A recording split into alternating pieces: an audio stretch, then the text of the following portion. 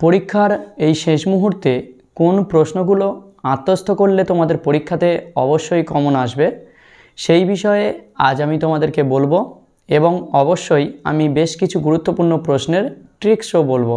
তো দেখো, তোমাদের একাদশ শ্রেণীর সেকেন্ড সেমিস্টারে গল্পাংশ রয়েছে প্রতিজ্ঞা সাধনম। এই প্রতিজ্ঞা সাধনম থেকে তোমরা কি করবে, যে প্রশ্নগুলি মেনলি আত্মস্থ করবে তার মধ্যে প্রথম প্রশ্ন, যে প্রতিজ্ঞা সাধনম গল্পাংশে যে দৈত্য কর্মে নিযুক্ত বা আমরা বলতে পারি নায়ক বা আমরা বলতে পারি যুবক চরিত্রের বর্ণনা দাও। এই প্রশ্নটি এই বৎসরের জন্য খুবই গুরুত্বপূর্ণ। এইবারে আসছি এখান থেকে দ্বিতীয় প্রশ্ন। তোমরা অবশ্যই করে সন্ধ্যার বর্ণনা পড়ে যাবে এবং এই প্রশ্নটা তোমাদের অন্যরকমভাবে দিতে পারে, বলতে পারে যে প্রাকৃতিক দুর্যোগের বর্ণনা দাও, কিংবা বলতে পারে যে দৈত্যকর্মে নিযুক্ত যুবক যাত্রাপথে যে প্রাকৃতিক দুর্যোগের সম্মুখীন হয়েছিলেন তার বর্ণনা দাও। অর্থাৎ এক কথায় প্রকৃতির অবস্থা বা প্রকৃতির যে বর্ণনা রয়েছে সেটি তোমাদের পরীক্ষাতে দিতে পারে। এইবারে আসছি তোমাদের প্রতিজ্ঞা সাধনম গল্পাংশ থেকে তৃতীয় যে প্রশ্নটি খুবই গুরুত্বপূর্ণ, সেটি হলো একটি তোমাদের গুরুত্বপূর্ণ কোটেশন রয়েছে। সেই কোটেশনটি কি? সেই কোটেশনটি হলো দেহং বা পাতয়ং কার্যং বা সাধয়ং। শ্লোকটি ব্যাখ্যা করো। এই প্রশ্নটি এই বৎসরের জন্য মোস্ট ইম্পর্ট্যান্ট প্রশ্ন।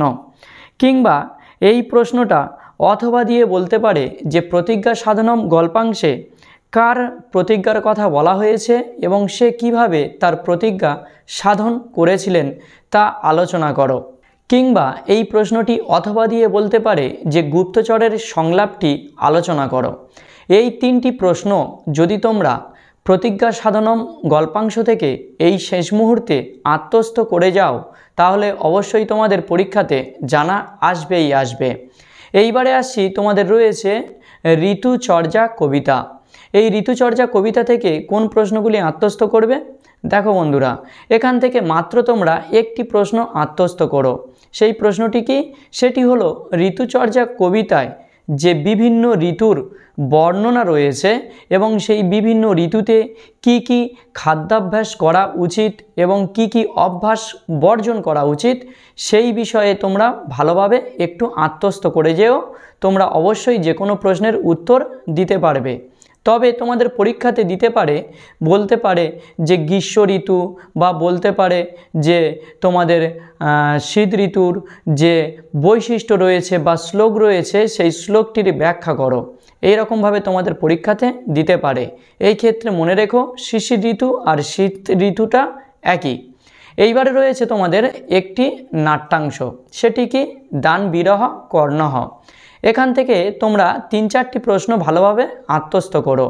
তার মধ্যে প্রথম প্রশ্ন হলো যে কর্ণকে কেন দানবীর বলা হয়েছে? এই প্রশ্নটি মোস্ট ইম্পর্ট্যান্ট।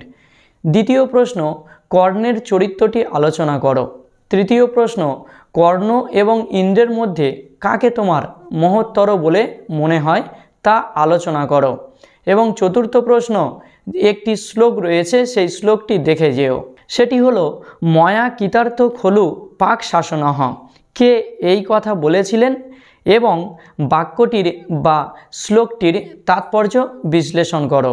এবং এখান থেকে পঞ্চম প্রশ্ন, কর্ণের যে বিপুল সম্পদের পরিচয় রয়েছে অর্থাৎ গাভী, অশ্ব, তারপরে তোমাদের রয়েছে গজ বা হাতি, যে সমস্ত সম্পদের কথা বলা হয়েছে সেই সমস্ত সম্পদ দিয়ে তোমাদের পরীক্ষাতে প্রশ্ন দিতে পারে।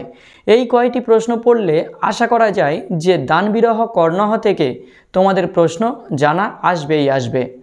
এইবারে আসছি তোমাদের রয়েছে সাহিত্যের ইতিহাস। এই সাহিত্যের ইতিহাস থেকে তোমরা মাত্র 3টি প্রশ্ন আত্মস্থ করো। প্রথম প্রশ্ন সেটি হলো গীতিকাব্য থেকে। অর্থাৎ গীতিকাব্য কাকে বলে? যে কোনো একটি প্রেমমূলক গীতিকাব্য আলোচনা করো। অর্থাৎ কবি কালিদাসের যে প্রেমমূলক গীতিকাব্য রয়েছে সেই গীতিকাব্য অর্থাৎ মেঘদূত সম্পর্কে তোমাদের পরীক্ষাতে দিতে পারে। কিংবা পরীক্ষাতে দিতে পারে কবি জয়দেবের ভক্তিমূলক গীতিকাব্য সম্পর্কে আলোচনা করো, অর্থাৎ গীত গোবিন্দ সম্পর্কে তোমাদের পরীক্ষাতে দিতে পারে। এইবারে আসছি মহাভারত থেকে। মহাভারত থেকে তোমরা একটাই প্রশ্ন পড়ে যাও, তোমাদের পরীক্ষাতে গ্যারান্টি জানা আসবে।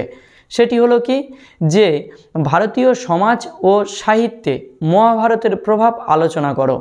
এই প্রশ্নটি এই রকমভাবে দিতে পারে, কিংবা বলতে পারে যে ভারতীয় সাহিত্যে মহাভারতের প্রভাব আলোচনা করো, কিংবা ভারতীয় সমাজে মহাভারতের প্রভাব আলোচনা করো।